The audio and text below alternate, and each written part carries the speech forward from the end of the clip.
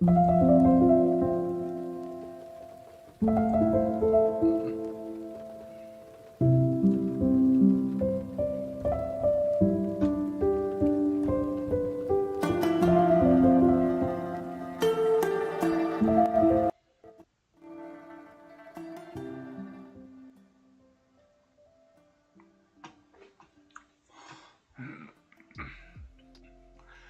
Atlanta Federal Reserve crunches the numbers and tells us that, yeah, it looks like we might have had a GDP shrinkage of about 1% for Q2, which would put us, by the definition, into a recession. But Market Watch is here to tell you why we're not in a real recession. So we'll talk just a bit about what's going on with that. Governor Pritzker is here to tell you that our founders carried muskets, not assault rifles. And 100% of the mass shootings happen with guns. So we'll talk just a bit about what's happening with that and where we go with that. Let's see. New details emerge in the Akron police shooting. Most specifically telling us that, hey, this kid, he was in another police chief chase not that long before. So we'll talk just a bit about what's happening with that. And Halsey got into the news this week telling us that abortion saved her life. And by abortion, as per usual, she means miscarriage. It is going to be all this and more. Welcome to midterm season. I am Jay Edgar, and this is Contemporary.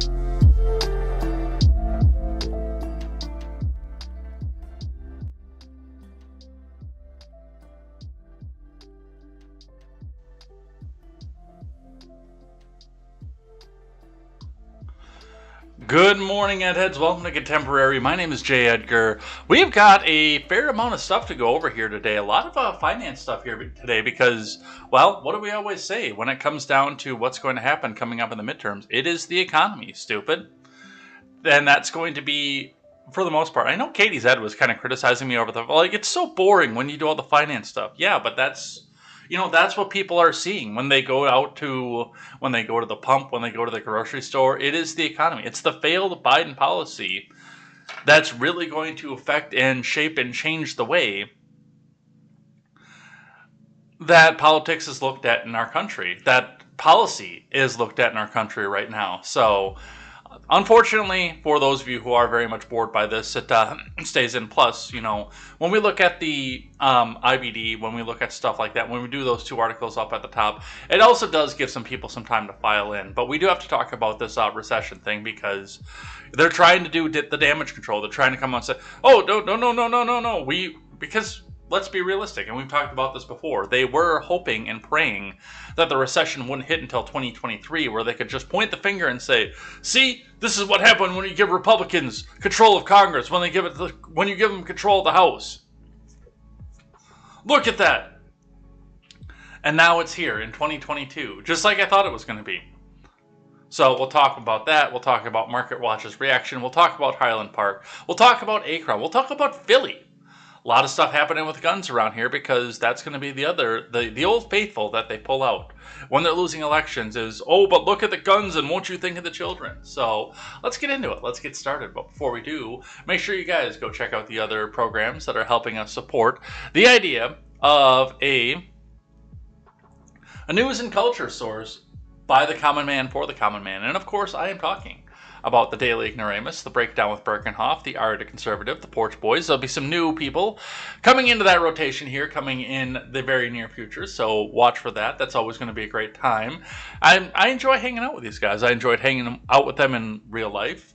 The ones that were able to make it, I thought that was pretty cool, so definitely go and check all of them out while we get started and we get prepared to launch the website that'll help us give you news and commentary by the common man for the common man. So go and check that out. Let's get the live chat up here and let's go and check in with the finance for the morning here. All right, let's start out with the Dow. The Dow made a great big smiley face throughout the day yesterday, but it was kind of a half smiley face because it dropped sharply right off at the beginning, bringing us back down to a position of it was headed towards 29,000 once again, but it stopped and it turned around about 30,390.45 and then turned itself back upwards. And it didn't quite make it back to the previous close, but it got gosh darn close. And of course, as I reminded all of you, I have stopped using the F word on air because, and I'm trying to curb some of the rest of them too, because we are competing with the AM radio folks. So if you know some of them, welcome some of them in here. But the Dow finishing off at 30,967.82 throughout the day yesterday. Looking in at Bitcoin. The Bitcoin on the 5 days had kind of a roller coaster once again, bringing itself back out of the 5 day into 18,000 territory, but then coming back up, having a nice easy day off again on the 5th, and then dropping and crashing and coming back up again, ending the day at 19,975.90. Now that is a positive over the 5 day, but still something to watch and still something to see. I'm still looking for that 15,000 because I'm going to go buy in a bunch more Bitcoin. Not because I think it's going to save my portfolio, just because it'd be fun to have a little bit of upward mobility and then sell it back up once it gets up towards the top again, but we'll see what happens with that and where that goes. Looking in at your fuel, looks like the Madison area has taken another significant drop here. We're still seeing the 429s around the Sun Prairie Madison area, but there are some stations in Madison proper that have brought themselves down to 424, which is going to help a lot. And as I said, this is still not sustainable numbers, but I do appreciate reprieve for the common man. I don't care who's in office. I don't want to see anybody have to go and make the decision whether or not their kids eat or whether or not they put gas in the car to go back and forth to work. I don't want to see anybody at all in that situation. So I see numbers like this after what we were seeing at 460, knowing that it's not great, but still thanking the Lord that's not where it was before. So we'll see what happens with that. We'll continue to see where that goes. We've got some news on that, by the way, because it turns out that that Strategic Reserve probably didn't go right where most of us wanted to see it go. Let's grab one from IBD. Dow futures fall ahead of Fed minutes from Scott Latonin. Dow futures traded quietly lower on Wednesday ahead of the highly anticipated release of the minutes from last month's Fed meeting. Tesla traded down around 1% early Wednesday. Elsewhere, the Dow Jones tech leaders Apple and Microsoft both lost a fraction ahead of today's stock market open. In a volatile stock market environment, Dow Jones leaders Johnson & Johnson, Merck, and United Health, as well as AutoZone, BYD, Eli Lilly, and Quanta Services, are among the stocks to watch. Keep in mind that ongoing stock market unpredictability is a reason to stay defensive. United Health is an IBD leaderboard stock. BYD featured in this week's Stocks Nearby Zone column. On the futures, before Wednesday's open, Dow futures lost 0.3%. The S&P dropped 0.35%, and the Nasdaq was off 0.4%. And remember, overnight action in futures and elsewhere doesn't necessarily translate into actual trading in the next regular stock market session. Among ETFs, the Nasdaq 100 Invesco QQQ Trust moved down 0.4%. The SPDR S&P 500 ETF lost 0.35% in early morning trade. The 10-year yield flattened on Wednesday following Tuesday's slide into 2.8%. In mid-June, it hit its highest level since April of 2011 at 3.48. Meanwhile, the U.S. oil prices look to regain a portion of Tuesday's plunge, with West Texas Intermediate edging back above $100 a barrel. In early May, WTI briefly topped out above 130. I didn't know that West Texas was under 100. Maybe that's why we're starting to see some reprieve. Minutes from the Federal Reserve's most recent meeting are due out at 2 p.m. Eastern Time. At the June policy meeting, the Federal Reserve announced a 75 basis point rate hike for the first time since '94. The minutes should provide more details on the Fed's decision. So they're going to look at this. They're going to see what the inflation report is, how this affected everything, how the numbers are crunching out, and whether or not we need to go back forward with another 75 basis point hike. So we'll see what happens with that. We will continue to watch this and see where this goes day through day. Let's talk about trade. Biden could announce easing in some China tariffs this week, say sources. From Yuka Hayashi over at MarketWatch. President Biden is expected to roll back some tariffs on Chinese imports soon, a decision constrained by competing policy aims, addressing inflation and maintaining economic pressure on Beijing. Yeah, okay.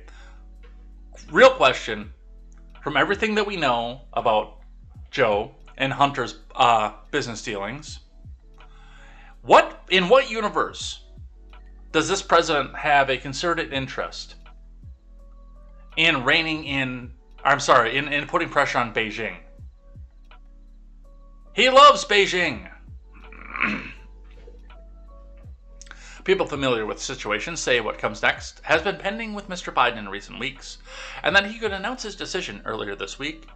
It includes a pause on tariffs on consumer goods such as clothing and school supplies, as well as launching a broad framework to allow importers to request tariff waivers.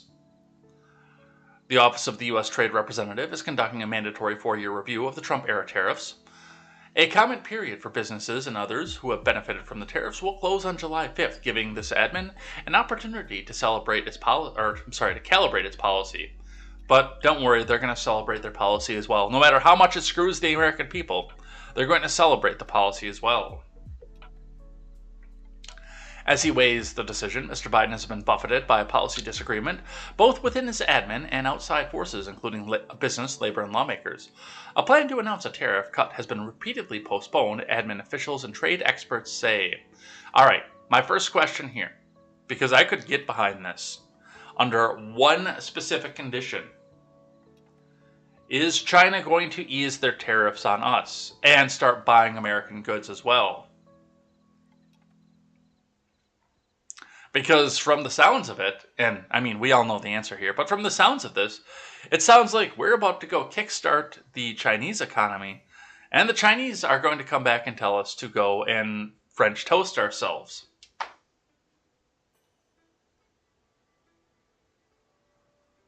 So we get to go back and buy a bunch of stuff from China with jobs that we don't have? Are you serious? Are you stupid? Well, I know the answer to both of those questions. But yeah, and he's even got some pushback from inside of himself, inside of his own admin. Reading from Reuters, Biden still weighing China tariff options as requests to keep them pile up. From David Lauder and Trevor Honeycutt. U.S. President Biden's team is looking at options on whether to cut tariffs on Chinese imports to ease inflation. Oh, no, that's not what that's going to do. And you know that. The White House said on Tuesday as industry requests to maintain the duties mounted. More than 400 requests to keep tariffs in place on Chinese goods has been submitted to the U.S. Trade Representative's office as of late Tuesday, complicating Biden's decision-making. Among these are a committee of 24 labor unions from the AFL-CIO to the Airline Pilots Association, which has requested that all of Section 301 tariffs imposed by former President Trump continue, covering some $370 billion of Chinese imports. Dude, Biden, I'm telling you, if you lose the AFL-CIO, your party is done. Now, mind you, who else are they going to vote for? But still.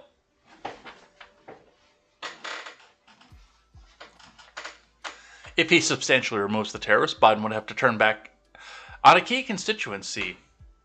He has described himself as the most pro-labor president ever, heavily relying on unions to power his Democratic Party primary and general election wins in 2020.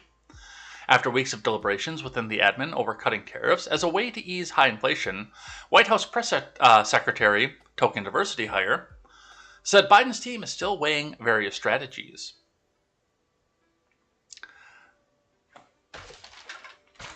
There are a lot of different elements to this, especially since the previous administration imposed the tariffs in such a haphazard way and non-strategic way, diversity hire said. So we want to make sure that we have the right approach. And again, this team is talking, figuring out, and they're talking through this. Token Diversity Hire declined to provide a timeline for Biden's decision when asked whether it would wait until he speaks with President Xi Jinping, a planned call that is yet to be scheduled. People familiar with the tariff deliberations have told Reuters that Biden is also weighing whether to pair removal of some tariffs with the new Section 301 investigation into China's industrial subsidies and efforts to dominate key sectors such as semiconductors. Yeah, that's probably not going to happen.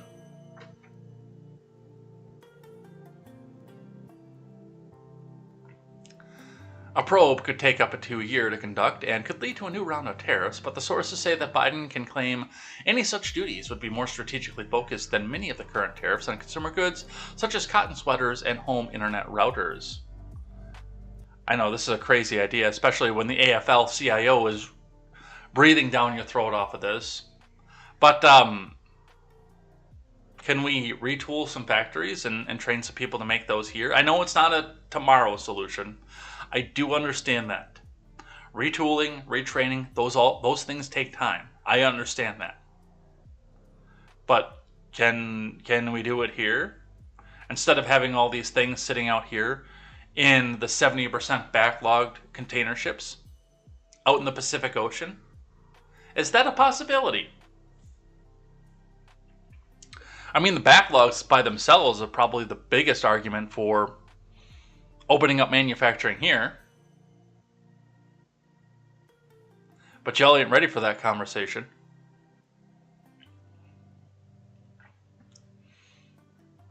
Dude, I would love to see what happens to the Democrat Party if they lose the AFL-CIO. And I think a lot of it's slipping at this point.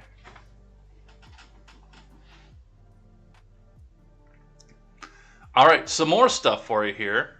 So this is interesting. I have not read this article, but some of the captions around this have said that in order for gas to get below $4 a gallon, it has to go back up first, so your demand goes back down. But I'm kind of curious to see where they go with this here. So we'll read from Yahoo Finance. Only one thing will send gas prices back below $4 a gallon, analyst says, from Brian Sozzi, anchor and editor at large.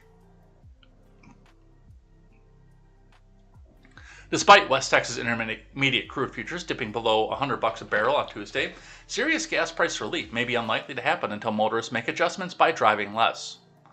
That's right, there it is. Live in the pod, eat the bugs, don't go out. That's right. They're coming out and saying the quiet part out loud at this point. It's your fault that gas prices are high. It's not the gas station, although they've tried to blame the gas stations over the weekend. They've tried to blame the oil companies. But now they're back onto it's your fault.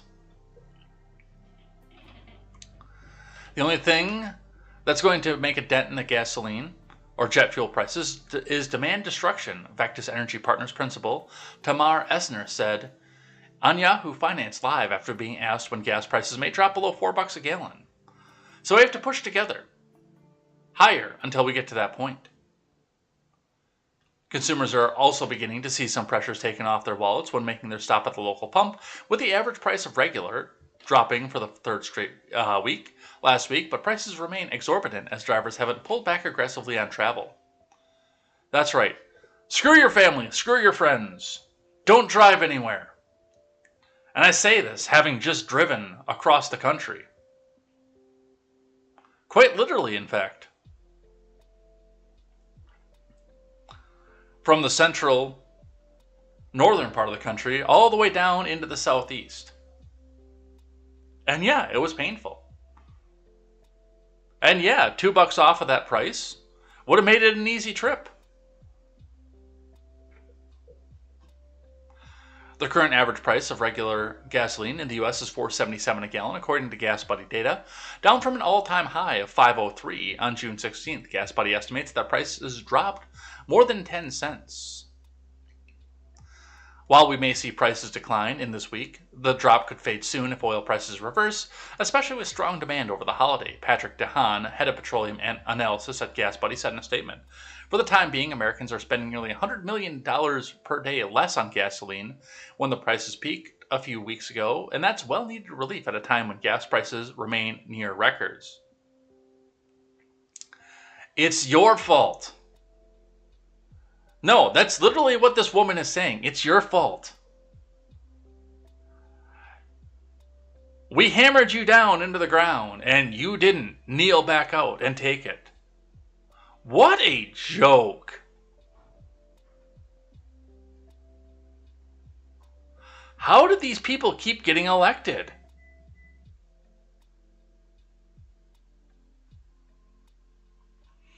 All right. Another interesting one. So, you remember when, the houseplant chief was just strutting around like a chicken, or the mocking SpongeBob meme? Like, hey, yeah, look at me. I'm going to save you money on your Christmas travel here. I'm going to release oil from the strategic reserves. Well, it doesn't seem like that really came into our market, which isn't really surprising considering the fact that even after they did that, gas prices continued to steadily rise. U.S. oil from U.S. reserves heads overseas as gasoline prices stay high, from Arathe Somasekar. There is, by the way, the picture of the strategic oil reserve. I, for whatever reason, thought it was going to be bigger than that. But, some of us have heard that in the deep throes of the night as well. More than 5 billion barrels of oil that were part of the historic U.S. emergency oil reserves released aimed at lowering domestic fuel prices were exported to Europe and Asia last month, according to data and sources, even as U.S. gasoline and diesel prices touched record highs. The export of crude and fuel, not jet fuel, but jet fuel is probably included in there. The export of crude and fuel is blunting the impact of the moves by U.S. President Biden designed to lower record pump prices. Biden on Saturday renewed a call for gasoline suppliers to cut their prices, drawing criticism from Amazon founder Jeff Bezos. Yeah, I remember that. I don't know if Katie and Britt covered that, but I remember that from over the weekend. Hey, you gas stations, just lower your prices, okay? What do you mean you can't keep your head above water if you sell at a loss? That's not my problem, man. Come on. If you fail, you can go on welfare, man. I love the welfare state. Come on, man. Let's see. About 1 million barrels a day is being released from the Strategic Petroleum Reserve through October. The flow is draining the SPR, which last month fell to its lowest since 1986. U.S. crude futures are above $105 a barrel, and gasoline and diesel prices above $5 a gallon, 1/5 of the nation. U.S. officials have said oil prices could be higher if the SPR had not been tapped. The fourth largest U.S. oil refiner, Phillips 66, shipped about 470,000 barrels of sour crude from the Big Hill SPR storage site in Texas to Trieste, Italy, according to the U.S. Customs data. Trieste is home to a pipeline that sends oil to refineries in Central Europe. Why? Atlantic Trading and Marketing, an arm of French oil major Total Energies, exported 2 cargoes of 566,000 barrels each, the data showed. Phillips declined to comment on trading activity. ATMI did not respond to a request for comment. Cargoes of SPR crude were also headed to the Netherlands and to a Reliance refinery in India, an industry source said. A third cargo headed to China, another source said. At least one cargo of crude from the West Hackberry SPR site in Louisiana was set to be exported in July, a shipping source added. Why? And by the way, this sounds like, and again, I want to go back and look into this before I go to the industry versus the administration. But even if this is entirely the industry, I need to know why Duties and Customs signed off on this leaving.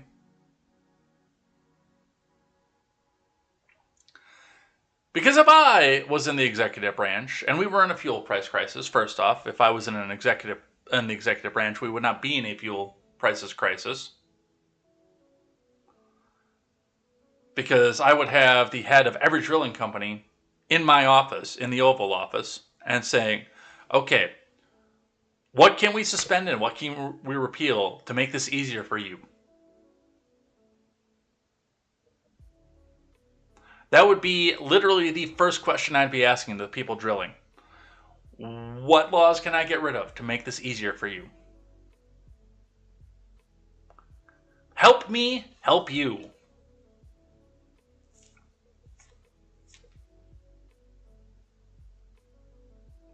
Because the less people are paying on their fuel, the more they can afford to buy. And the more demand they have. And the more that I can encourage people to come and buy and make here in this country. And if I found out for a second that we were in a crisis, and my Secretary of State was signing off on stuff, this much oil leaving this country, I would have a new Secretary of State. I'm telling you that right now. Because no, this would not happen under my admin. No matter how corrupted the gas companies want to be. Hey, I released that for the American people. So get that back on that boat and get it over here. And it's either going back in the ground or it's going to the American consumer. One way or the other. All right, and the title card here from Fox Business, U.S. may be in a recession, Atlanta Fed data show, from Breck Dumas.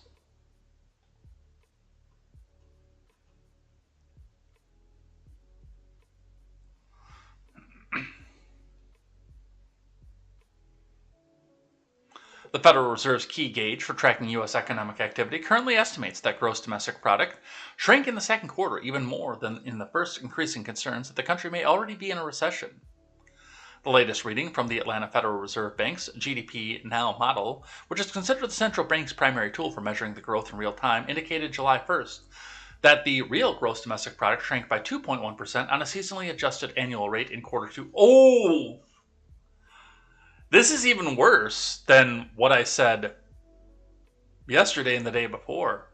Because I was the understanding it was 1% with a 0.3% margin of error. I believe the margin of error is the same.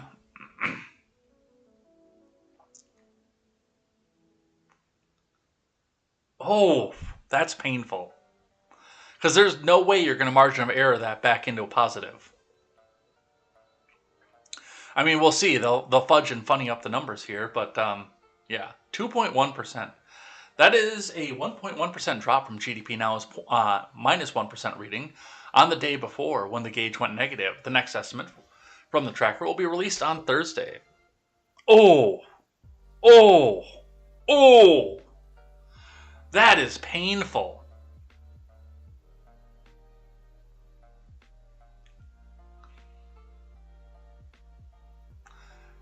Atlanta Fed on July 1st, the GDP Now model nowcast of a real GDP growth of quarter 22 is negative 0.21%.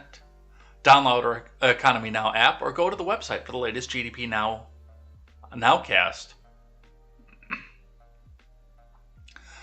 While the official advance estimates of the quarter two performance will not be available until the end of the month, these preliminary readings show the second consecutive quarter of negative growth in the economy after the GDP contracted 1.6% in quarter one. And by the way, that is after they came out and all the White House people came out and estimated that it was going to be 1.5% increase. Then it turned out to be a 1.3% decrease, which they missed the mark by a lot, and they tried to go back and fudge up the numbers. No. If we go recalculate this again, it'll come up positive. And when they fudged up the numbers and recalculated it again and again and again, it came out even worse. Just so you know. If further readings confirms what the economy did indeed shrink in quarter two, the technical criteria for a recession must be met. We'll talk about that in the next article, which is defined by 2 consecutive quarters of negative growth. However, the National Bureau of Economic Research is the authority that makes the official determination. Some economic slowdown was expected as the Federal Reserve began implementing interest rate hikes earlier this month in an attempt to cool inflation, which reached a 4-decade high in May. The central bank's challenge is to bring down soaring prices without going too far into slowing growth. But Fed Chair Jerome Powell said last week that failing to tame inflation would be a greater risk to the economy than entering a recession. And again, as I said, the first thing that we would be doing, if I was the president, is we would be stopping spending. In fact, if Congress brought me an omnibus, if they brought me an omnibus, I'd have that big red stamp over here that says veto, and it would go, no. But the goal would be, bring me a budget that has next to no spending. And again, as I've mentioned, the GDP drop is going to be expected as we hike interest rate hikes more and more. Because the goal, unfortunately, of the Federal Reserve right now is not to stop the government spending of money. The government's going to spend money no matter what. In fact, when the government runs out of money, honk honk, quote quote, they'll just sign another omnibus and print the rest of it. The goal is to get you out of the market, to keep you from borrowing that money and keep you from spending that money. The government can still spend it and give away to their big fat cats, their big buddies. But you taking that mortgage, you starting that small business, you hiring people, that might cause the economy to rupture in and of itself. However, and this is the title card for the day from MarketWatch, the U.S. won't officially be in a recession if GDP shrinks again, and here's why. MarketWatch, I am glad I archived this because I got a feeling that somebody within the next 24 hours is going to delete this article. That this one is going to disappear. This is from Jeffrey Bartash. Parts of the U.S. economy still seem quite healthy. Yeah, people still need to eat and feed their kids. Since 1948, the U.S. economy has never shrunk for 2 quarters in a row without a recession being declared. But an exception to the rule could happen soon. Well, we can't have 2 Democrat presidents in a row that have a recession. GDP, the official scorecard for the economy, is on track to contract in the recently ended second quarter.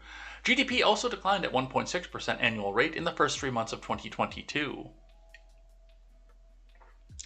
Typically, 2 straight quarters of economic contraction is considered a recession, at least unofficially, but an official declaration of recession is not so cut and dry. For one thing, GDP is a complicated report whose headline number sometimes gives off an inaccurate portrait of the economy. Dude, switch the president. That's going to be the first thing I'm going to say to you right now. Switch the president. Tell me you're not saying the same thing. Take the first quarter. GDP contracted largely because of a record U.S. international trade deficit.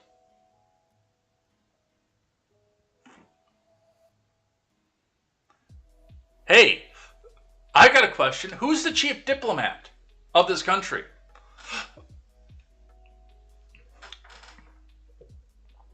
Americans bought piles of imports while businesses were suffering from chronic shortages of supplies, put in bigger orders for foreign goods to make sure they had enough on hand later in the year, pushing up inventories. The surge in demand for imports was not a sign of slowing economy.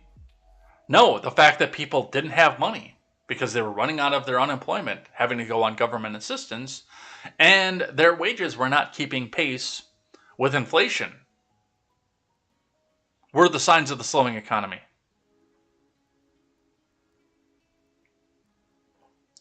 Consumer spending and business investment, 2 of the main pillars of the economy, both rose. GDP would have been positive had the international trade deficit not exploded early in the year. Oh!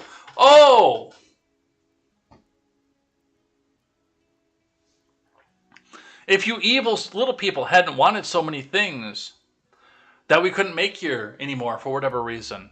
We would be just fine.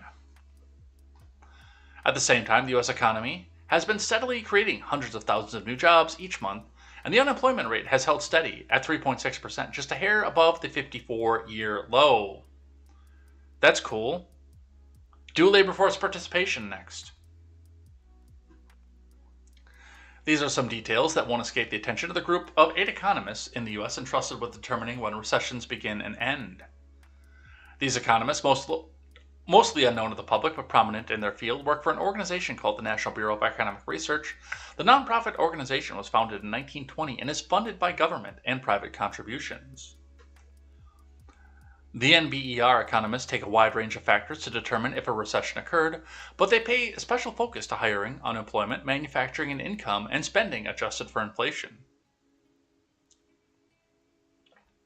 None of these indicators clearly show the U.S. slipping into a recession, and some, such as strong job growth, argue against it.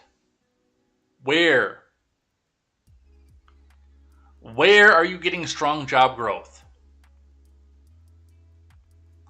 Yes, the people out there are begging for workers, but at some point we're getting to the point where it's not feasible to put the gas in the car to go to the minimum wage job. The NBER defines a recession on its FAQ page as a significant decline in economic activity that spread across the economy and lasts more than a few months. We're there! But NBER also indicates a downturn has to be deep, broad, and long-lasting before it declares a recession. A lot could change, of course, before the government, on July 28th, officially reports second quarter GDP. Several key economic reports for the period covering April to June have yet to be released, especially the critical U.S. employment for June. Economists polled for the Wall Street Journal predict the U.S. gained a healthy 250,000 jobs to keep the unemployment rate at 3.6%. Here are 10 reasons why, even though your inflation is running out of here, and Midget B pointed out, we actually have a discussion in the Discord talking about this. Midget B pointed it out quite clearly. They don't say a word about inflation anywhere in this article. No, look, the unemployment's still good, so even though the GDP is contracting because people are spending less, and yes, we see indicators that say that people are spending less, in spite of all of this, they're still trying to tell you, oh, no, it's not a real recession. You know, it's almost like when these people come out and say, no, that wasn't real socialism. Real socialism has never been tried. Spare me. All right, let's go talk about Highland Park, because now I'm sufficiently angry. This coming from CBS, wearegreenbay.com out of Green Bay. Alleged Highland Park parade shooter charged with 7 counts of first-degree murder from Sam Charles, Andy Koval, Kelly Davis, Melissa Espana, and Ben Bradley.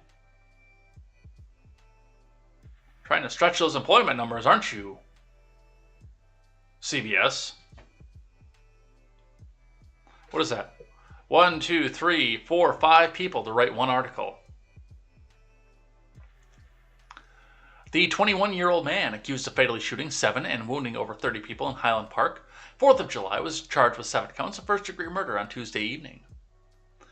Much more information about the shooting was released on Tuesday, including that the alleged gunman, Bobby Cremo, wore a disguise and blended into the crowd he fired upon before he fled the scene and was eventually caught by police. Additionally, police had 2 prior contacts with him in 2019, one where they removed 16 knives, a dagger, and a sword from his home. So, you get this straight.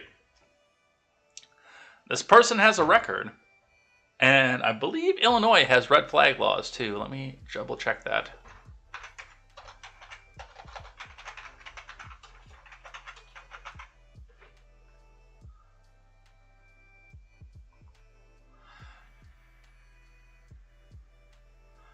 Yeah, Illinois has red flag laws. Police say Bobby Cremo legally purchased the weapon used in the mass shooting. No, he didn't. Somebody in your system broke the law.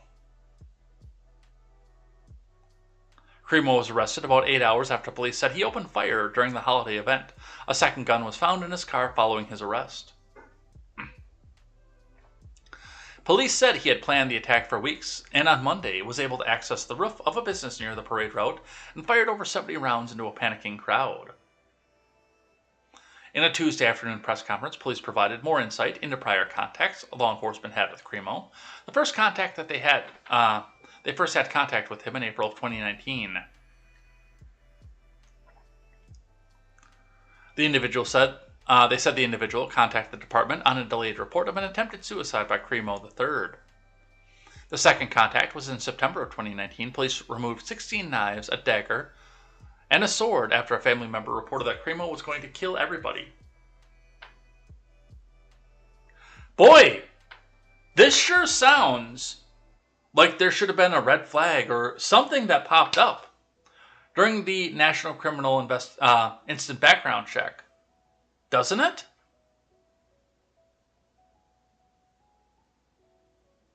See, all this stuff here, and this, I'm going to be real with you guys for a second. I know I get tinfoily. I know I say government agent, government planned. I know I've said it about Buffalo, where he was in a Discord server with an actual government agent. And I said it about Uvalde, where they just let him sit in the room for an hour and was also in a Discord with an actual government agent. I know conspiracy theories are not my forte. In fact, they work better with my best friend, Mr. Ignoramus. I understand all that. But you have this in a record. And on top of that, no probable cause to arrest. The Illinois State Police were notified of the incident.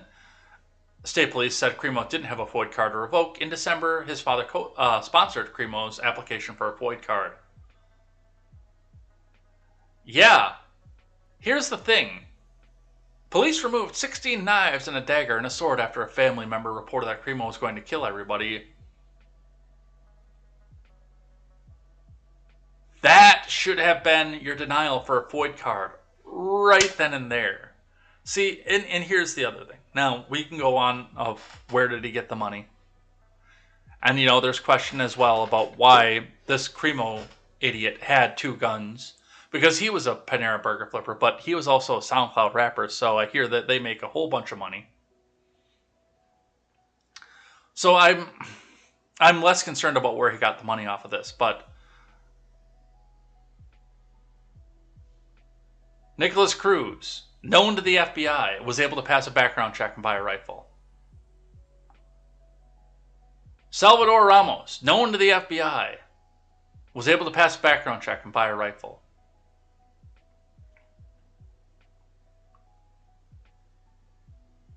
The FBI agent that carried out the Buffalo shooting, I can't think of his name right off the back, known to the FBI, was able to buy a rifle. Not only that, but import magazines that were illegal in the state of New York.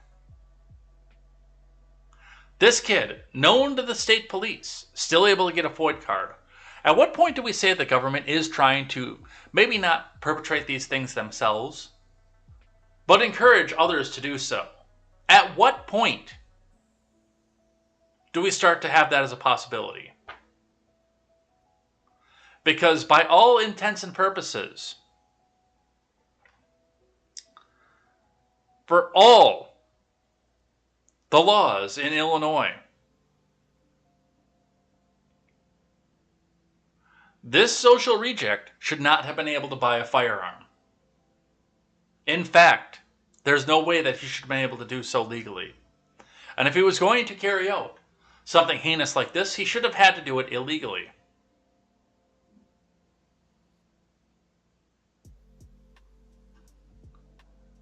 See, I get suspicious when people start just passing these background checks willy-nilly.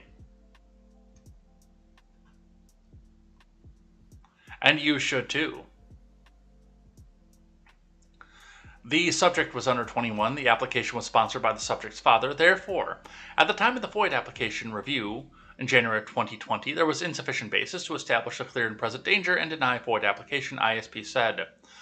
You mean like removing 16 knives, a dagger, and a sword after a family member reported that Cremo III was going to kill everybody? That's insufficient evidence to deny a FOID card.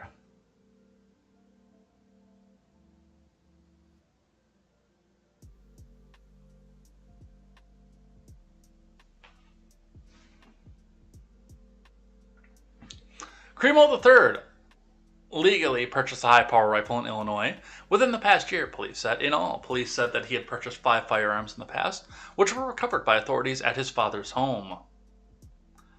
The downtown parade was disrupted around 10:10 a.m. Monday after shots were fired near the Central Avenue and 2nd Street.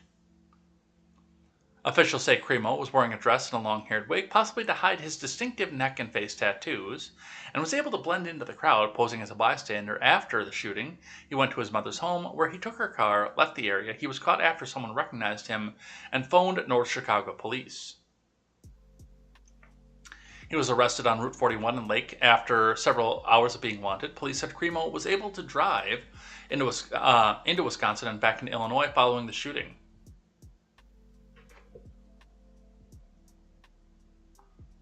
Yeah, given where he was, and given the direction he was pointed, yeah, he was... I know he was at least coming from Wisconsin and very close to there. There is no reason this kid should have had a FOID card. None. Zero.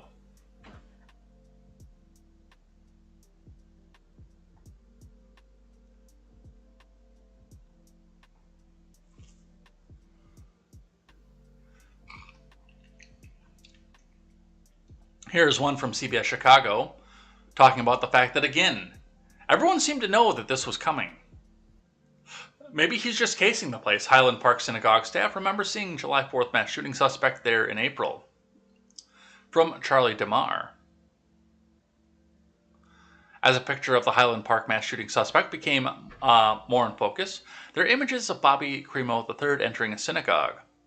Apparently, this is a highly Jewish neighborhood, but the last time I was in Highland Park, I didn't get that vibe.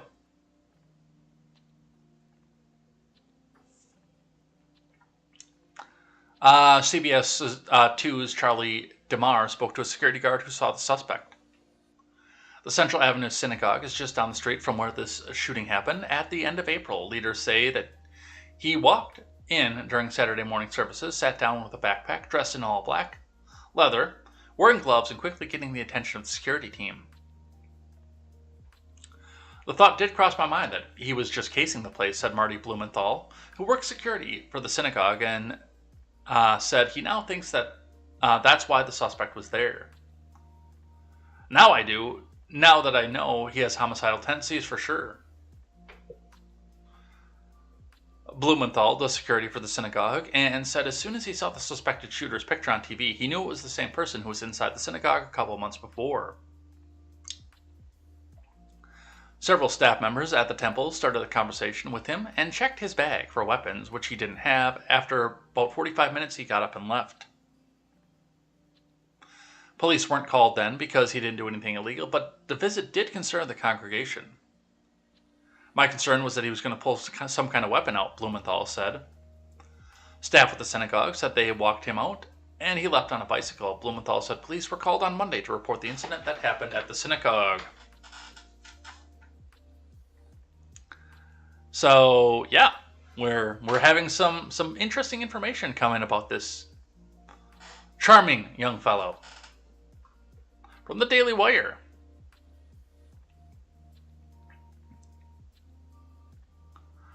Kamala Harris slammed over remarks in Highland Park. You shouldn't be allowed to drink on the clock. From Daily Wire News. Vice President Harris faced backlash late Tuesday afternoon after a word salad moment she had about delivering remarks in Highland Park following the tragic shooting that took place on Independence Day. Let's see, that's a review of what happened. We got to take this stuff seriously as you are, because you have been forced to take this seriously. The whole nation should understand and have a level of empathy to understand that this could happen anywhere to any people in the community. And we should stand together and speak out about why it's got to stop. Let's listen. We gotta take this stuff seriously as you are, because you have been forced to have to take it seriously. The whole nation should understand and have a level of empathy to understand that this can happen anywhere, in any peace-loving community, and we should stand together and speak out about why it's gotta stop. Madam Vice President. Thank you. Now, you should be aware this could happen anywhere. And anywhere this could happen. And just be aware. And it could be anywhere. Lady, I hate to tell you this, but if this happened here in Redacted, the suspect would walk away looking about like Swiss cheese before the police could even respond. Because everybody concealed carrying in my small farming community would have already lit the moron up.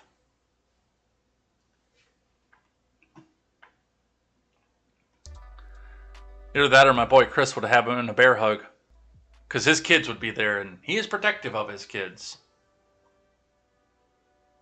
Probably break the poor kid's neck if it happened here.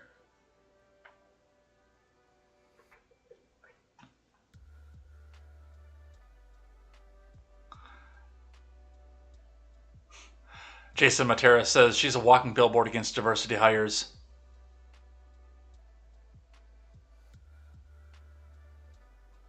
Josh Olson says, okay, I give up. There are some jobs where you shouldn't be allowed to drink on the clock.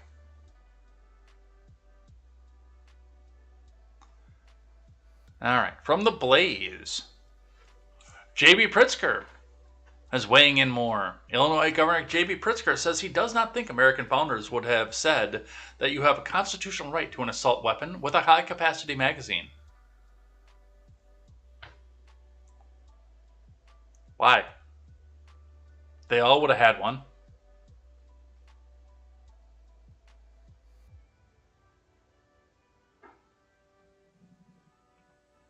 From Alex Nitzberg. In the wake of a deadly mass shooting in Highland Park, Illinois, on Monday, Governor J.B. Pritzker, a Democrat, said that he does not believe the American founding fathers would have said citizens have a constitutional right to own an assault weapon. A day dedicated to freedom has put stark relief the one freedom we as a nation refuse to uphold, the freedom of our fellow citizens to live without daily fear of gun violence. Well, I live in daily fear of being hit by a Buick.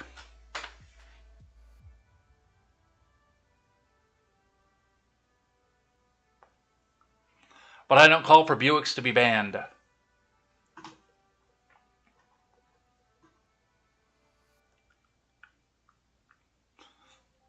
Our founders carried muskets, not assault weapons. And I don't think a single one of them would have said you have a constitutional right to an assault weapon with a high-capacity magazine, or that that is more important than the right of the people who attended the party today to live, he declared. Let's listen. On our freedoms. Our founders carried muskets, not assault weapons. And I don't think a single one of them would have said that you have a constitutional right to an assault weapon with a high-capacity magazine, or that that is more important than the right of the people who attended this parade today to live. Yes, I'm angry. We as a nation deserve better. Let us pray for the injured and those who are still in the hospital tonight. And may the memory of those we lost today be a blessing and a call to action. What evidence do you have of that? Muskets were military-grade weapons at the time, on par with what the Redcoats were carrying around. And yes, they also had sabots, black powder rifles, and a series of other cartridge-type weapons.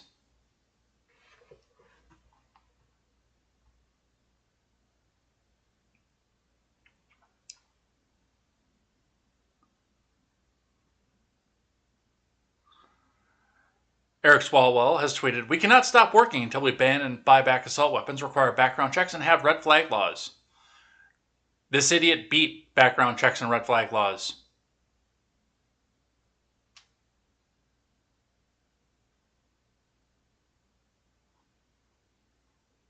That's the problem that I have with this, is this idiot he beat red flag laws. But Pritzker wasn't done, by the way. He decided that he needed to be in against the NRA. The NRA, since 1950, 94% of mass public shootings occurred in gun-free zones. But Pritzker had to come back out and put his 2 cents in, and 100% of mass public shootings happen with guns. As governor, on behalf of the people of Highland Park, leave us the hell alone.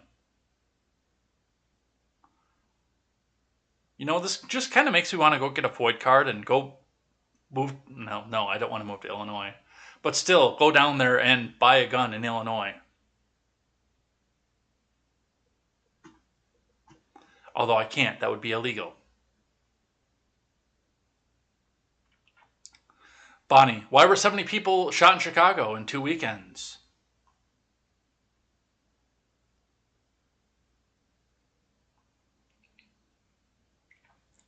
Rachel Roth said, because the NRA has so many politicians in their pocket that states like Indiana have 0 laws in place to prevent straw purchases and guns crossing state lines. Federal gun laws would make a difference, that's why. I just actually brought this back up. Buying a firearm in any other state in the country and selling it private purchase to somebody in another state is already illegal. It's the reason that online sales have to go. It's the Daniel Defense thing. Well, online sale, you can't ship it to your door. Okay. We'll use Gaines for an example. Gaines, I believe you said you live in Kentucky, if I remember correctly.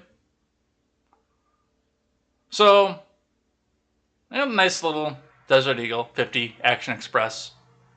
Gaines says, that's really cool. I'd like to buy that. Now, in a perfect world, Gaines comes up to my house, slips me a bunch of money, and I sell him the weapon. He takes it back to Kentucky and does whatever the hell he wants to do with it.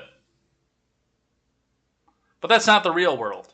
And in fact, that's why I said, I can't go down to Illinois and buy a gun just to piss off Pritzker.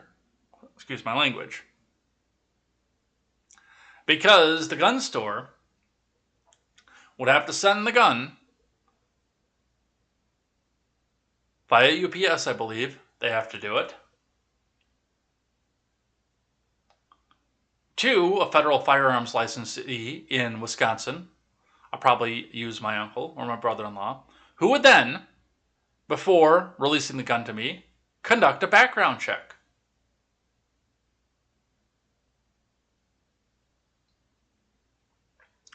If I sold that Desert Eagle to Gaines, I would bring it to my local federal firearms license dealer, who would specially ship it to a federal firearms license dealer of Gaines's choosing in Kentucky, who would then, before releasing it to Gaines, conduct a background check on him. There's already a federal gun law. That's already against the law.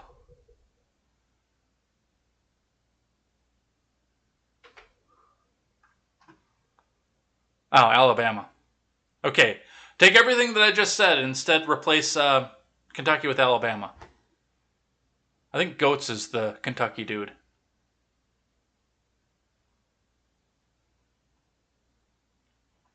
Goats and scarves, now that I think about that. But yeah, that's already illegal.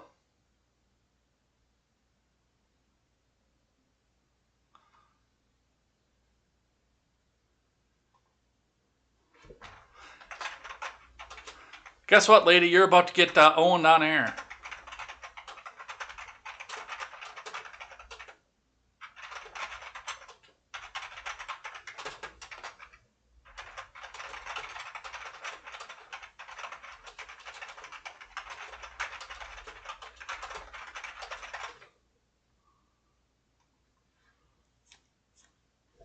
All right, so that's what we have to say with that.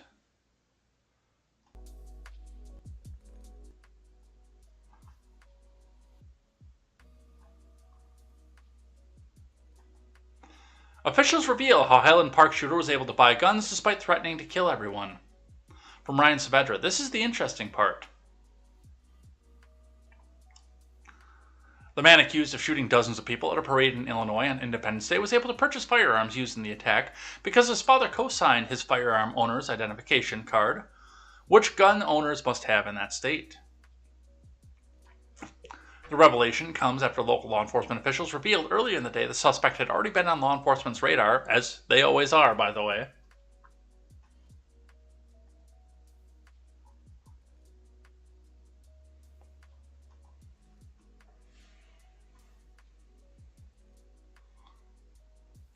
Let's see. The Daily Wire is not naming the suspect due to company policy about not giving notoriety to mass killers because of the studies suggest that the media's coverage of mass shootings sparks more mass shootings. At the time of the incident, the suspect did not have a FOID card to revoke and did not have a pending FOID application to deny, Fox 32 reported. Then in December of 2019, at 19, the suspect applied for a FOID card and was sponsored by his father, who we should probably be having a conversation with now. At the time, Illinois State Police says there was sufficient basis to establish a clear and present danger and denied the application. You know, like threatening to kill everybody. It'd be such a shame if he'd had something like that on his record, that he could have been denied the FOID card. Or at least that they would have known that something like this would have happened.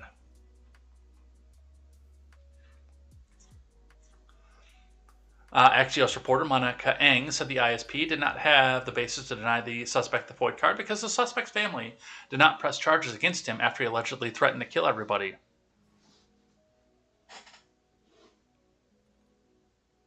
Right, but by your own red flag laws, that should have still been on the record. The call should have been on the record.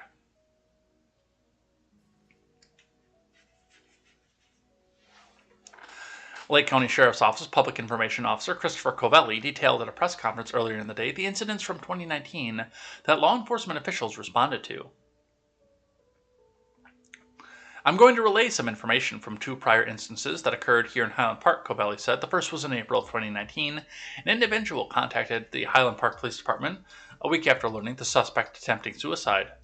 This was a delayed report, so Highland Park still responded to the rest. That right there should have ended his FOID card dreams right then and there. So Highland Park still responded to the residents a week later, spoke to the suspect parents, and the matter was being handled by mental health professionals. Also, a denial of FOID card. At that time, there was no law enforcement action to be taken. It was a mental health issue and handled by these professionals.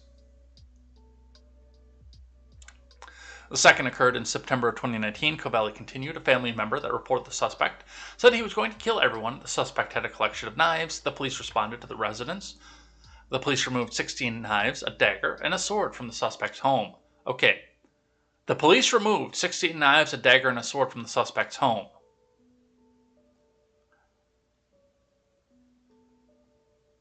That should have been the denial right there. If you have taken dangerous items without due process, you are in red flag territory. And that should have been the denial of the FOID card. At that time, there was no probable cause to arrest. There were no complaints that were signed by any of the victims. The Highland Police Department, however, did immediately notify the Illinois State Police of the incident.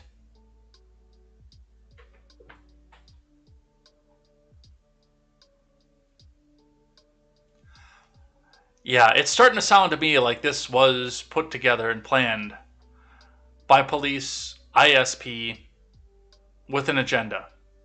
I'm telling you right off the bat. Everything that I see from all of this, from start to finish, from top to bottom, tells me that every piece had to be in play. Every piece had to be in place in order for this to happen and occur.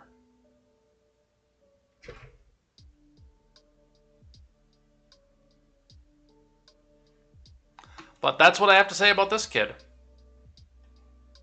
Let's talk about Philly for a second. Philadelphia July 4th shooting. Police chaplain funeral card found with bullet lodged in officer's hat. From Fox 29 staff. A law enforcement officer is very lucky to be alive after a bullet grazed his head during a 4th of July celebration in Philadelphia. The 36-year-old highway patrol officer is one of 2 officers who was shot as fireworks filled the sky and crowds fled on the 2500 block of Spring Garden around 10 p.m. A single bullet was found lodged inside the lining of his hat, according to Fraternal Order of Police lodged by Boss John McNesby. It was lucky because it hit his hat. It's unbelievable, McNesby said as she shared a photo of the officer's hat. Philadelphia Police Commissioner Daniel M. Outlaw described...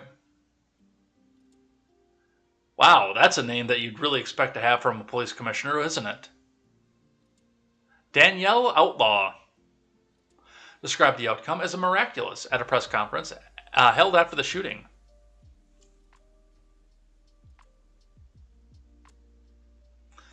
It is miraculous, the fact that the round stopped in his hat, Outlaw said. I think initially it went up the inside and hit his forehead, and then the round stopped in his hat. Along with the bullet, a bloodstained funeral mass card for beloved Philadelphia Police Chaplain Steve Wetzel was seen attached to the inside of the officer's hat. Wetzel was laid to rest in May after years of serving Philadelphia communities and their officers. Another officer, 44-year-old Montgomery County Bomb Squad member, also suffered a gunshot wound after law enforcement sources say shots were fired behind the Ferris wheel erected on the Benjamin Franklin Parkway. Both officers reportedly treated and released from the hospital overnight. No arrests have been reported, and police have not said what sparked the gunfire. Outlaw said investigators are working on tips and urged the public for any information.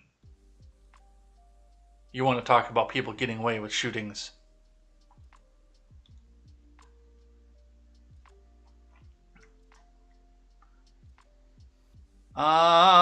Skip that one. Let's talk about Akron. So, the only thing that I found about this, by the way, was video, so we'll listen to what CBS has to say, but it appears that the independent state probe is getting ready to look into what happened in the Akron shooting. Let's listen. Start your day with all the support you need in Skechers Arch Fit sandals. Skechers teamed up with podiatrists using over 20 years of data. You know, with an ad blocker, that's not supposed to happen. To create a sandal that provides foot and arch support for all-day comfort. Podiatrist.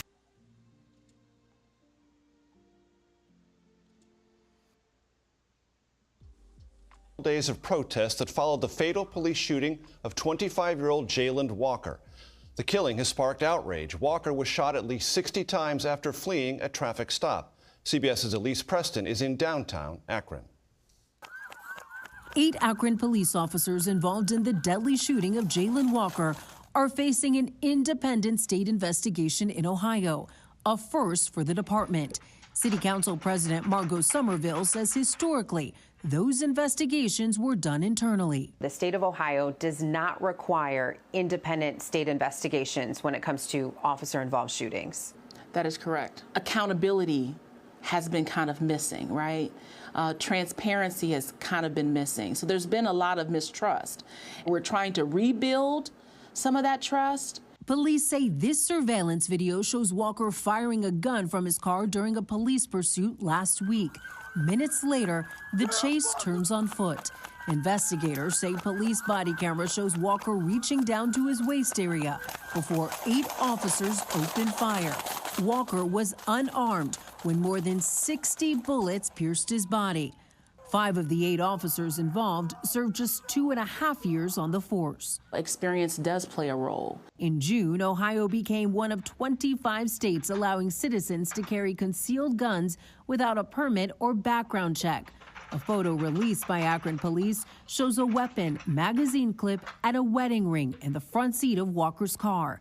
A family friend, Reverend Roderick Pounds, says Walker suffered heartbreak in recent months and was mourning the death of his fiancée. She was in an unfortunate accident and was killed abruptly on the highway with a semi-truck.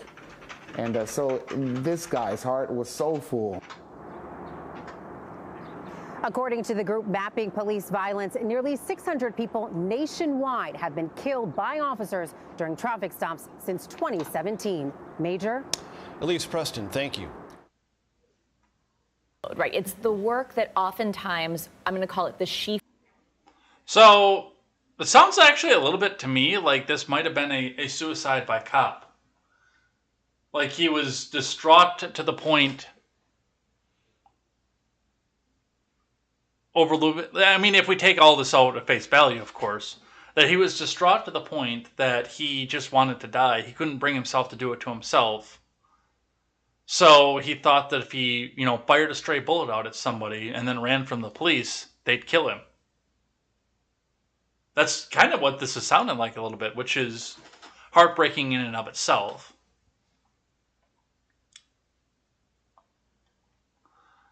Let's see. From Fox 8, Jalen Walker reportedly part of another police pursuit less than 24 hours before death. From Jack Shea.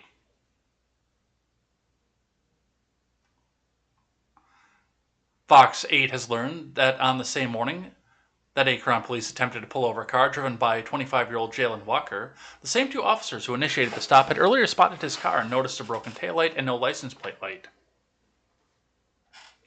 We're told the officers ran a check on the plate, but at the time elected not to stop Jalen Walker. However, minutes later, they were alerted that the same car had been involved in a police pursuit that was terminated less than 24 hours earlier in nearby New Franklin.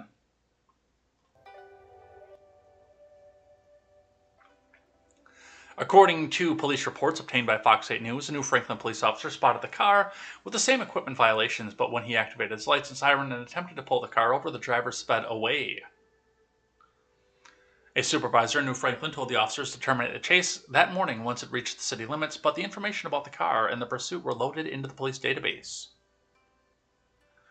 We are told that when the two Akron officers eventually received the alert about the aborted chase in New Franklin, they once again spotted the car while on patrol and tried to pull over Jalen Walker. It was just 40 seconds later, the officers reported that the 25-year-old fired a shot from the car, setting in motion the pursuit that ended when he bailed out of the car and ran.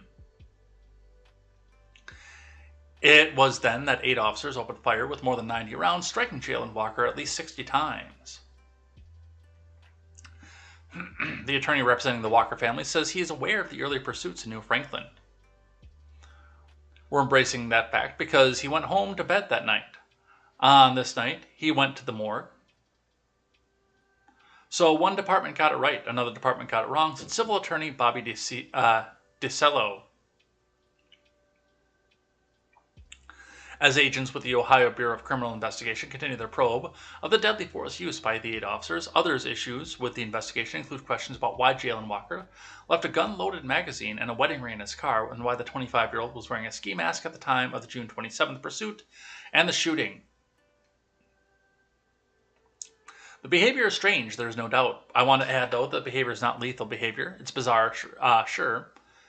No, usually when you shoot at police officers, that's lethal behavior. And like I've said that if there's an unwarranted situation, that I'm willing to shoot back when the ATF is out at my door. But I'm under no delusion that I'm going to walk away from that. If I have come down to the point where I've exhausted every option and my only option is to shoot back against the state, trust me, that's going to be the last time you guys ever see me. I will be dead. I will be deceased. And so will any of the rest of you. By the way.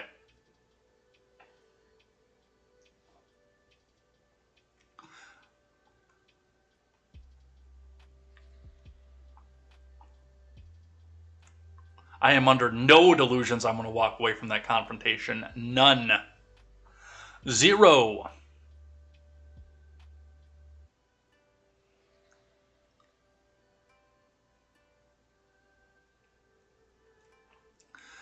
Meanwhile, we are told that the 8 police officers have agreed to speak with BCI agents and that each of them will be represented by their own attorney and representative of the Fraternal Order of Police.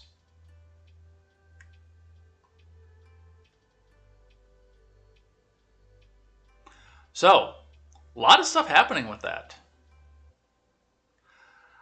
Again, my big thing here with the wedding ring, with the fact that the semi-accident took his, was it his wife or his girlfriend?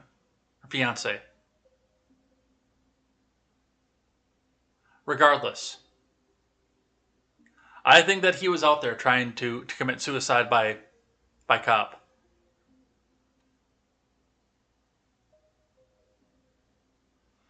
Especially with the ski mask out there and the fact that it doesn't look like he had done anything else wrong. Like he was just trying to bait them out into the chase. It adds some interesting folds to the story. I don't know where I stand on this right now, but we'll see. The protests continue. More video, of course.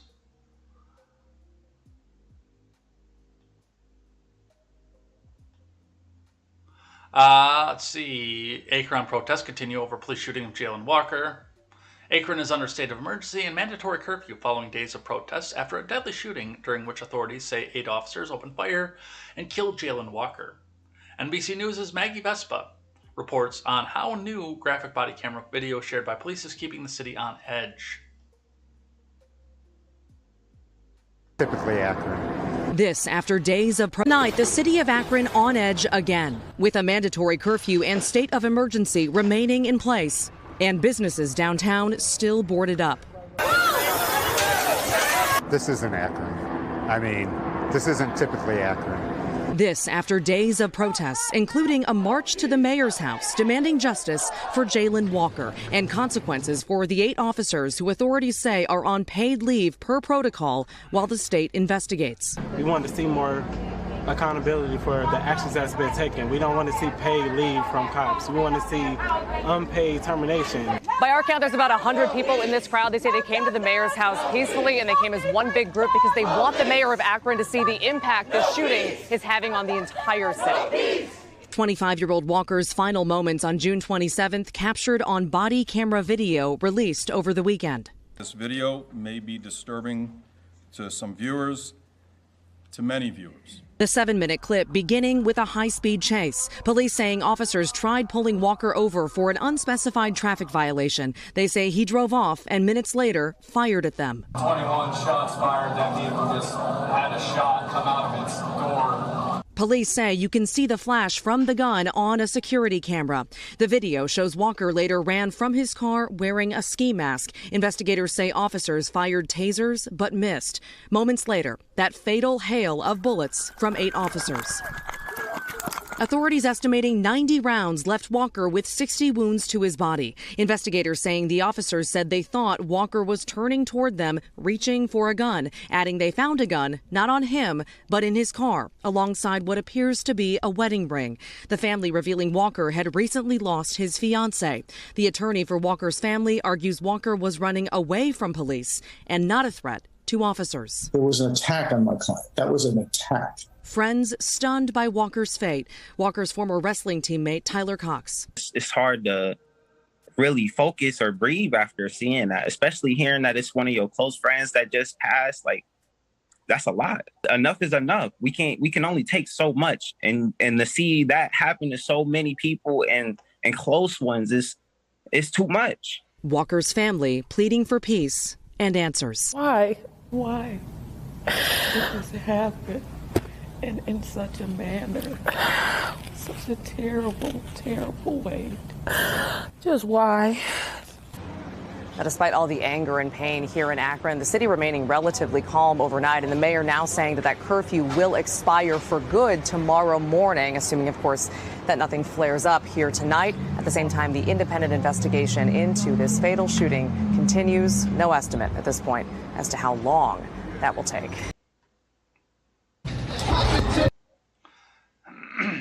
Yeah, this is...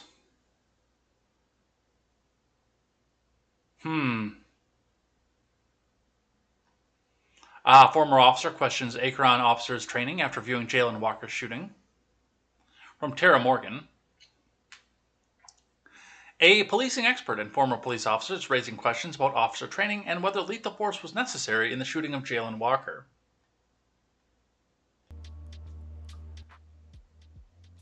I believe yes, because I believe that he would have escalated again and again. Because now that I hear some of this stuff, I don't know that he was looking to come home that night. Dr. Kalfani Tour is an assistant professor at Mount St. Mary's University in Maryland. Tour said he became a police officer to understand policing from the inside of his academic work.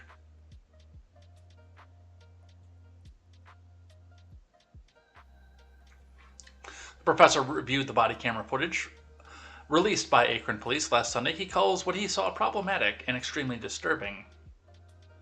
The gunfire by Akron police on June 27th lasts 7 seconds with shots heard after Jayland Walker's body falls to the pavement. This was overkill, and in fact the shooting may have been in fact criminal, Tour said. Tour was a police officer for 5 years at different agencies in Georgia. We're trained to neutralize a threat, but we're also trained to reassess whether or not the threat continues, said Tour. He says the body cam footage demonstrated bad tactics by the Akron Police Department. I don't disagree with that, actually. He said he saw the possibility of police officers being slain by what we call friendly fire, said Tour.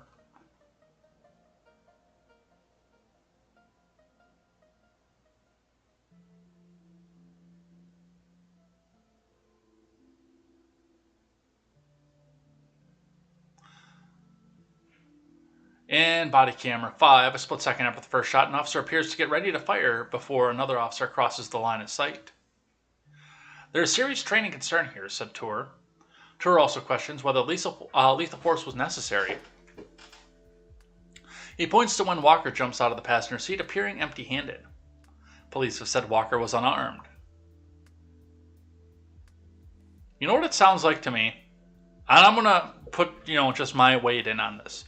What it sounds like to me is that, as I said, this kid was trying to commit suicide by cop.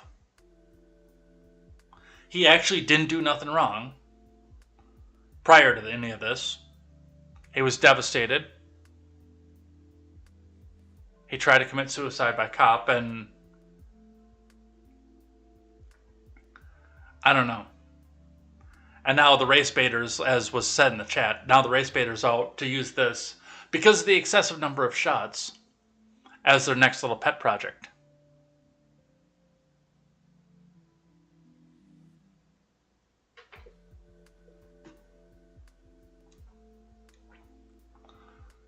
All right. And there is a curfew now, News Channel 5 out of Nashville. Akron police impose a curfew after police shooting of Jayland Walker. In Akron, 4th of July celebrations were canceled and a curfew was instituted overnight as demonstrations continued following the police killing of Jayland Walker. Medical examiners say the 25-year-old suffered at least 60 gunshot wounds fired by several officers.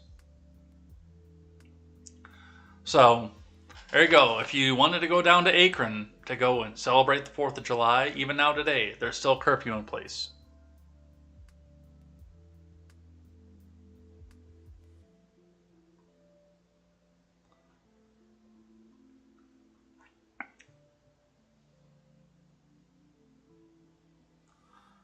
Alright, but that's what we see off of that. Alright, one out of Minneapolis. Fireworks fired from cars toward buildings in downtown Minneapolis. From Alexandra Simone and Sharon Yu. Chaos erupted in Minneapolis' Mill District Monday as witnesses reported people shooting off fireworks from the street and in some cases firing them in the direction of other pedestrians in nearby apartments and condos. We are probably not going to be able to watch this, but I'm going to try. Video taken by Care 11 employees showed people shooting fireworks from cars on 2nd Street around 11:30 p.m. as they sped around the downtown neighborhood. Other videos showed individuals running through the streets carrying the lit firework and aiming them at other people. It felt like a war zone, resident Kevin Ringdahl said. People were driving up and down the street, hanging out of cars. They were shooting Roman candles at each other. They were throwing cherry bombs on their cars. Let's see if we can't actually get this somewhere.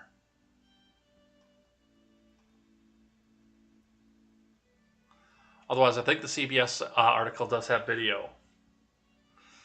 Here we can get the tweet, I think, and see some of this. So let's grab the timestamp off of this. 6:23 p.m. July 5th.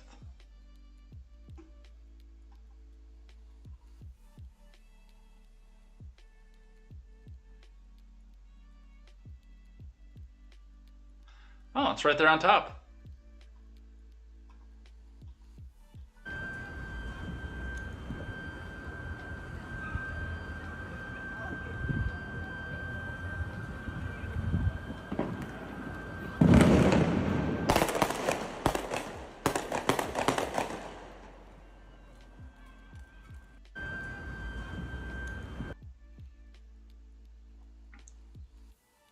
This also came from the same resident who went and picked these up and turned them into the MPD this morning.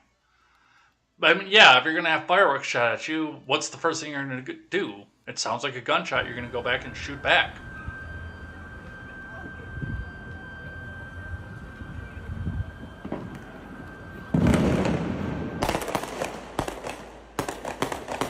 But there was a fight going on there anyway, so... Let's look at this one here. Video shows chaos as fireworks set off in downtown Minneapolis streets on July 4th.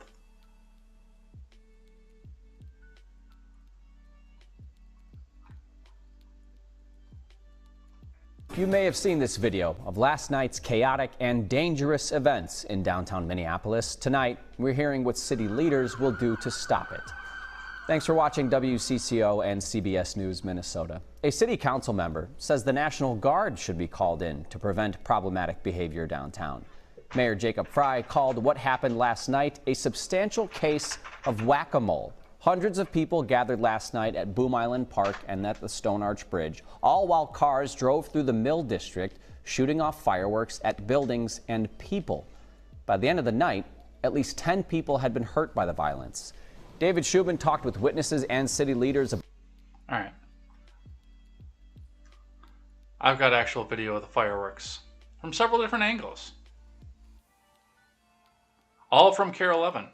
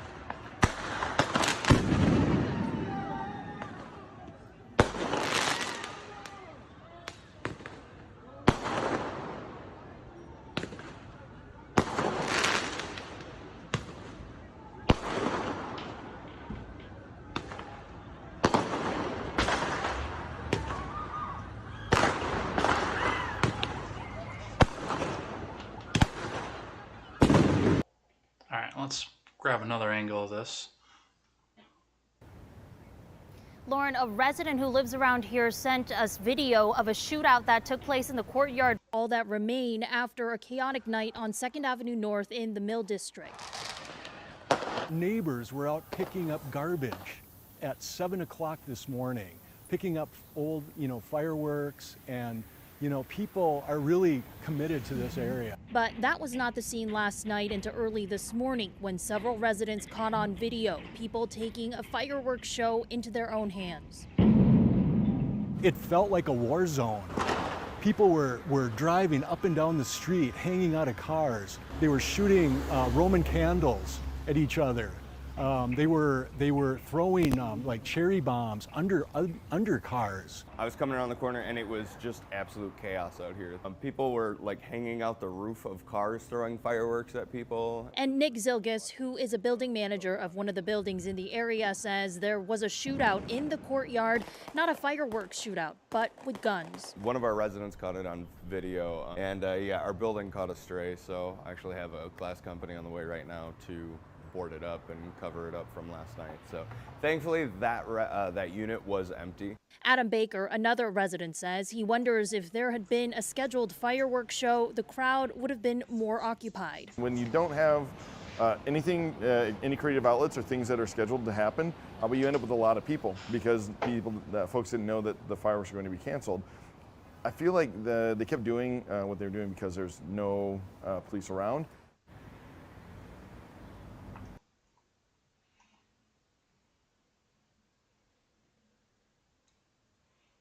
Let's see, is there another one? Besides arms dealers, fireworks dealers. Oh yeah, look at that. Okay, I don't.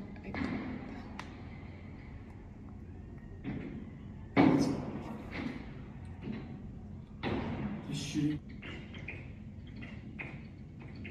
shooting at that car.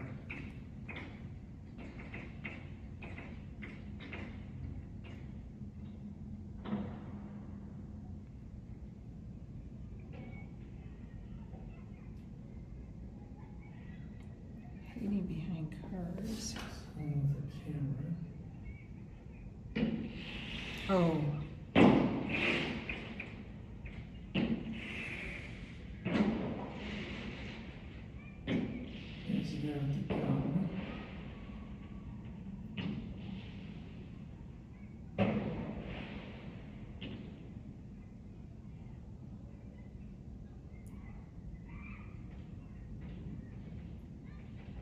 So did anybody actually get hurt off of this?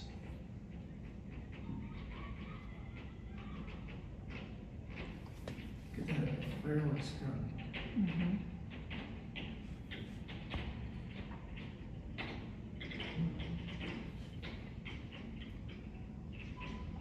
Or is this just a bunch of stupid people being stupid?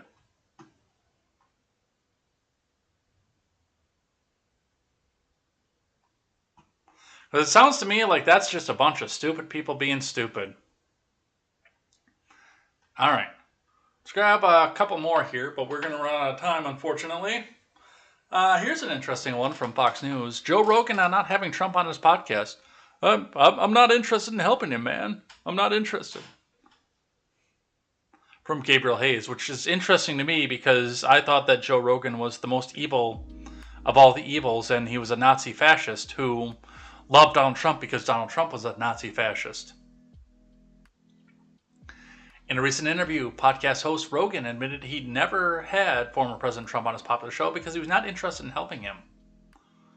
Speaking on the Lex Friedman podcast, Rogan gave his candid impression about the former president, describing him as such a polarizing figure that so many people felt like they could abandon their own ethics and morals and principles just to attack him and anybody who supports him because he's an existential threat to democracy itself. Rogan also referred to the Trump era as one of the weirder times in American history. Friedman acknowledged Rogan's assessment and added, "Maybe it's going to get weirder." "Yeah, I think it's going to get weirder," Rogan responded, declaring Trump he's going to run again, man.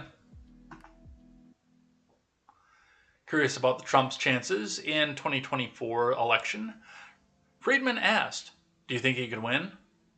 Rogan affirmed that Trump has a good shot because his likely opponent, President Biden, is a dead man. "Well, he's running against a dead man," Rogan argued. "Biden shakes hands with people that aren't even there when he gets off the stage. I think he's seeing ghosts." The host of the Joe Rogan Experience then slammed Biden's recent appearance on Kimmel Live. You see him on Kimmel the other day? He was just rambling. If he was anybody else, if he was a Republican, if that was Donald Trump doing that, every talk show would be screaming for him to be off the air. Rogan, who has had his fair share of controversial guests come up on his show, mentioned that he would never have Trump on his podcast. Oh, by the way, I'm not a Trump supporter in any way, shape, or form. I've had the opportunity to have him on my show more than once, and I've said no every time. I don't want to help him, Rogan declared, adding, I'm not interested in helping him. Newsweek reported in March that Rogan had the opportunity to interview Trump at the White House before he left office, though Rogan declined due to the interview's format being too different from what he's used to. Friedman rebutted Rogan playfully remarking, "The night is still young," he insisted. "I think you'll have him on."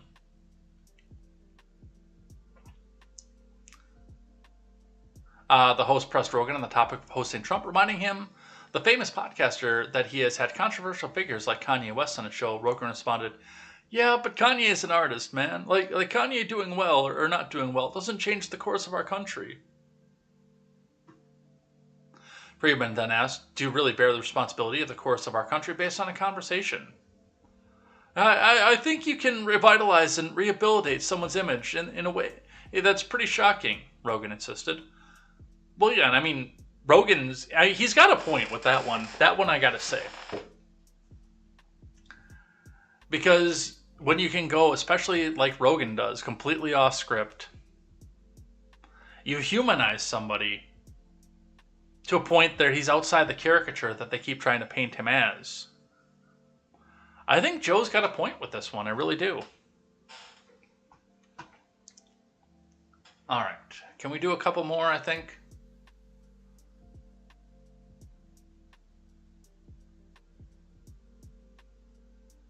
Yeah, we can do two more, and then we'll head out of here. But have you ever tried DMT? Have you ever tried DMT, man? All right, this one. Because they're going to keep trying to shove this argument down your throat. This is from Elite Daily, which is interesting because, of course, this is coming off the opinions of the Hollywood elites. Halsey said abortion saved her life after multiple miscarriages. From Rachel Chapman. The Supreme Court's decision to overturn Roe v. Wade has inspired many influential voices to speak up about the importance of abortions and reproductive rights.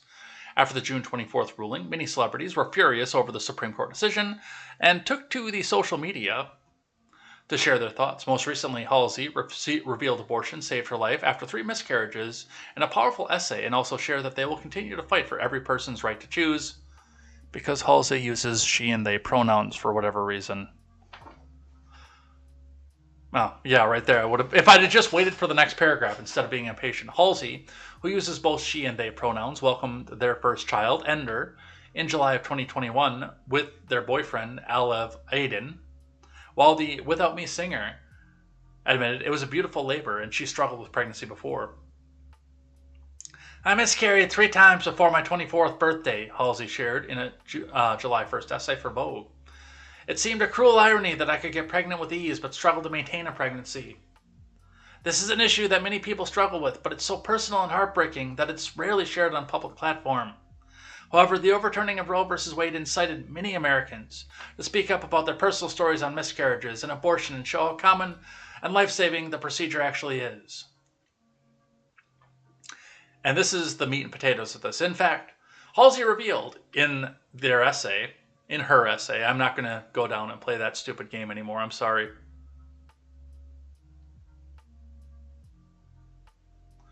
"One of my miscarriages required an aftercare, a gentle way of saying that I would need an abortion because my body could not terminate the pregnancy completely on its own, and I would risk going into sepsis without medical intervention." Okay.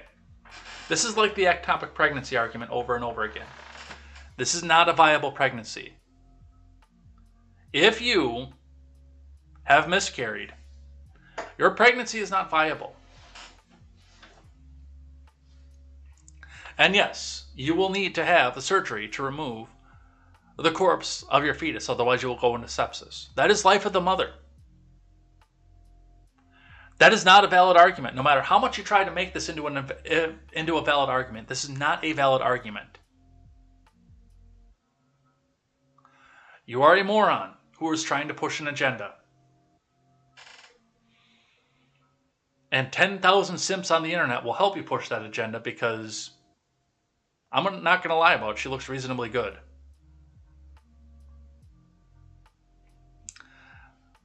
But no, abortion did not save your life after a multiple miscarriages. You would have still been able to end and have the surgery in spite of everything.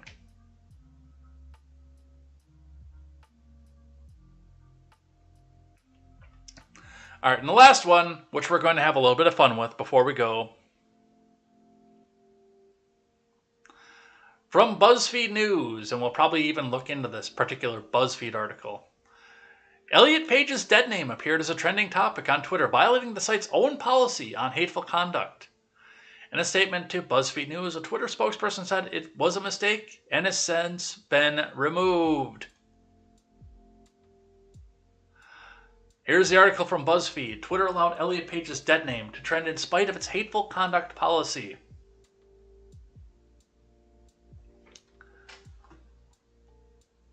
Elliot Page's dead name appeared as a trending topic on Twitter on Tuesday, violating the site's own policy on hateful conduct. The Umbrella Academy actor's dead name, the name that he used before coming out as trans, was listed under the site's trending tab for at least 45 minutes. According to Twitter's hateful conduct policy, users are prohibited from targeting others with repeated slurs, tropes, and other content that intends to dehumanize, degrade, or reinforce negative or harmful stereotypes about a protected category. Unless you happen to be a Trump supporter, then you can have that targeted against you 10,000 times a day. This includes targeted misgendering or dead naming of transgender individuals, the policy states. Trending topics are determined algorithmically according to the site's policies, but the company may not allow or may temporarily prevent content from appearing in trends until more context is available if the content violates its rules or it's damaging to Democrats. After BuzzFeed News contacted a Twitter spokesperson, Page's dead name no longer appeared to be trending. A Twitter spokesperson, Trenton Kennedy, confirmed the site has removed it as a trending topic.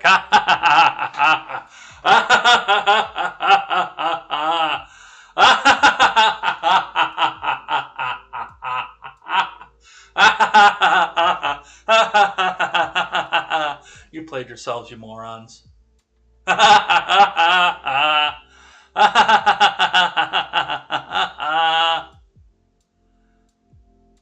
Dumbass.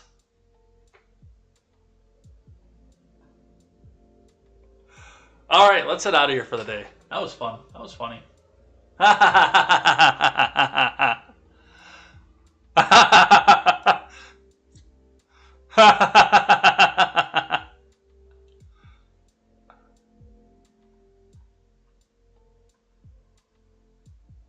No, none of that is auto-generated. All right, let's head out of here. All right, it is Wednesday, my people. I'm going back to work. But before I do want to point out something that I am thankful for, because that's what we finish out the Wednesday show on. Number one, I'm thankful because we popped 21 concurrent users temporarily. So thank you guys for that. That's pretty awesome. Get more and more people in here. And by the way, if you're lurking and you want to have your name appear on the list, which got some water on it. This is last week's list still, but if you want to have your name appear right here and get a special thank you at the end of the week on Friday, make sure you leave at least one chat in here. But I understand that we're also competing against the AM radio crowd, and no texting and driving. Don't do that, especially if you have your kids in the car, but no texting and driving. We will waive the we won't waive the requirements to get your name read in there because I have no way of knowing that you are here unless you chat in the live chat, but no texting and driving, and I still appreciate you. Those of you coming in on the end there. But, yeah, we're going to finish out with something I'm thankful for, and I am thankful for, I'm going to come right on to say, I don't agree with any of the Biden policies, I don't agree with what they're doing on fuel, but I am thankful for the reprieve. I was right on the edge before, and I'm very thankful, by the way, that we got a little bit of vacation time off of this too, but I was on the edge of not being able to make the trip that I just made. There was no way. If gas had stayed at $4.80 something a gallon, as it was here in town, it wouldn't have happened. I'm just going to come right out and say there was no way that would have happened. But right in the clutch, right at the last minute, we had that little bit of reprieve, and I'm thankful for that. Because it made everything that I did for the last 4 days, aside, well, even, yesterday too, all possible. I mean, I had 2 insanely low-key days, and I talked a little bit about that when we started off the show, and, every once in a while I need that. I am constantly working all the time. All the time I am working. Trying to bring you a better news show.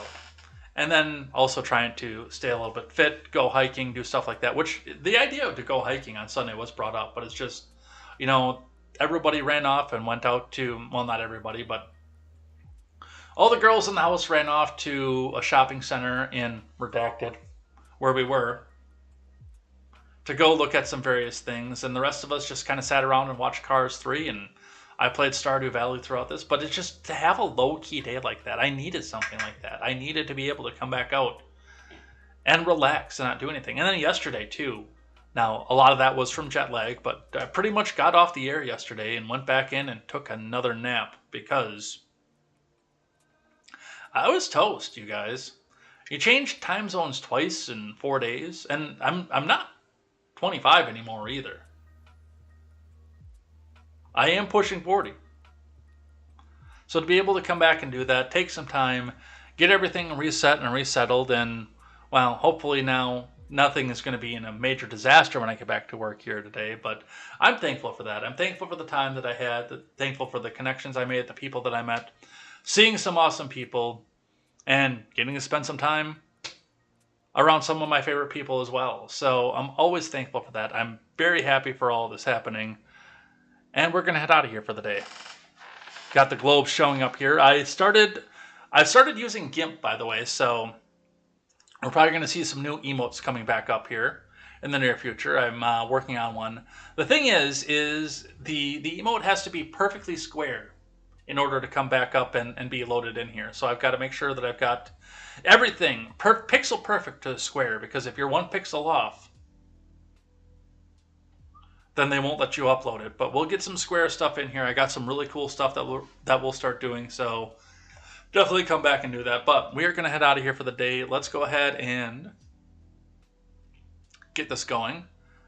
I wonder if they ever found that arrow that completely whiffed the target, by the way. Inside story. You guys wouldn't understand. Let's head out of here for the day.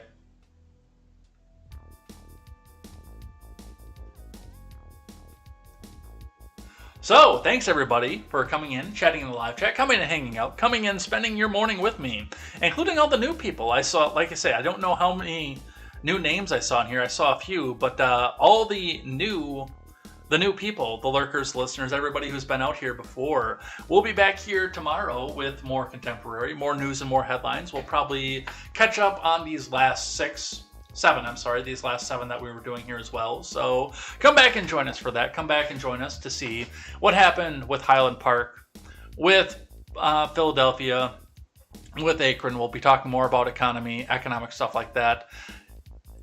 It's a constant struggle, and I'm glad that you guys are here with me for it. We will see you here tomorrow with more Contemporary. Stick around if you're on Twitch for the raid, and we will see you next time over here on Contemporary. And until then, I am Jay Edgar, and this is Contemporary. Take care.